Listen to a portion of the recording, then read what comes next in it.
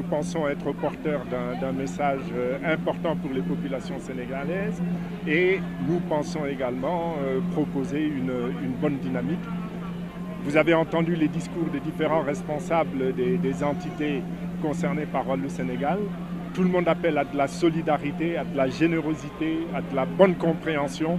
Et très sincèrement, c'est ce que nous vivons parce que le fonctionnement a déjà commencé, même si le lancement officiel a lieu aujourd'hui.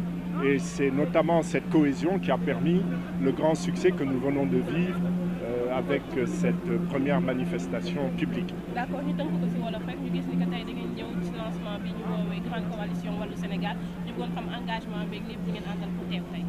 waaw daje bi tam moom amoon na solo lool ndax yàgg nañu wax ne mbooloo moo mën a tax li doon suñu mbëbët maanaam génnee fi gouvernance locale bi Benno Bokk Yaakaar doxal ci loolu rek la mën a jaar.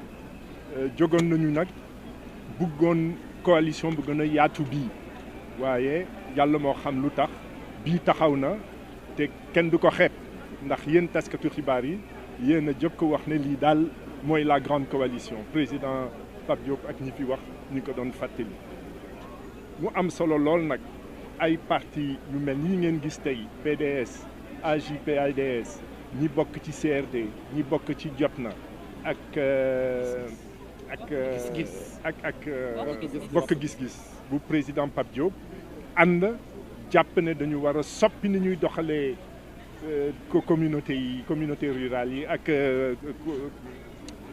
collectivité locale yi loolu am solo ndax Sénégal soxna la leneen te ñu jàpp ne itam lii tànk bu njëkk rek la waaye bu ñu soppee doxalin ci ni ñuy bu gouverner collectivité locale yi bés na ñëw itam sénégalais yi xam ne yii ñuy oote soxla nañ ko ci feneen soxla nañ ko ci assemblée nationale soxla nañ ko itam ci président de la république te ci loolu lu ñu jublu. ñu gis ni si yoon bi kii di Thierno Alassane Sall di parti des valeurs république des valeurs bàyyi na leen yoon bàyyi na ak yéen donc ñu gis ni tamit vous êtes ouvert wax ngeen si biir wax yi te ubbi ngeen seen buntu si ñeneen parti lan nga am pour wax si loolu surtout que départ Thierno Alassane. waaw coalition moom noonu lay doxee da ngay bëgg a bokk nga bokk nga bëgg a génn nga génn waaye li ñuy rafetlu ñun mooy am na ku génn dëgg la mooy république des valeurs waaye am na yeneen yu dugg te looloo ci am solo te ñu ngi oote nag fépp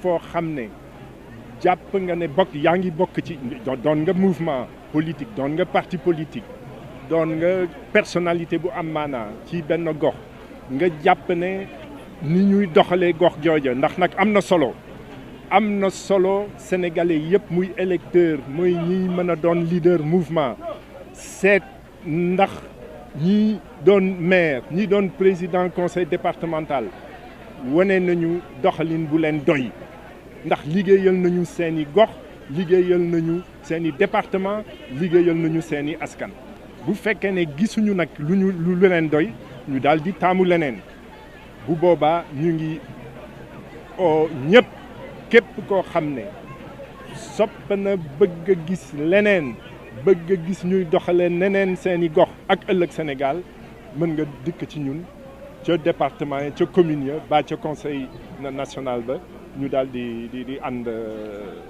ba bokk suñu mëbët. Vous avez juste une dernière question. On a parlé, vous avez entendu tout de suite parler de l'Assemblée nationale. On va juste rebondir sur l'actualité. On a vu que le ministre de la Justice a demandé à ce que lève l'immunité parlementaire de ces 10 députés. Vous pensez que la règle ou bien la législation va être respectée au niveau de l'Assemblée nationale pour ce vote? Écoutez, de toute façon, je ne vois pas une immunité ne pas être levée. On a eu des précédents. Je sais que nous avons une république qui a érigé l'injustice et la justice à double vitesse en système, mais là, ça serait trop flagrant, je crois. Donc, je pense personnellement que, sans préjuger de la réaction de l'Assemblée nationale, je crois qu'il sera très, très difficile de ne pas lever l'immunité parlementaire. On espère par contre que toute la vérité sera dite, que toutes les personnes concernées seront visées par les procédures qui ont lieu, qui sont en cours. Ce que je regretterais également, c'est que Bon, ça ne peut pas se limiter à des procédures judiciaires, il faut engager des enquêtes administratives. Il y a quand même des fautes dans le fonctionnement de l'administration sénégalaise, parce qu'au-delà des faux, au-delà des abus de pouvoir ou je ne sais quoi, il y a quand même une administration qui a mal fonctionné. Il y a des dysfonctionnements graves qui ont été constatés, notamment au niveau du ministère des Affaires étrangères.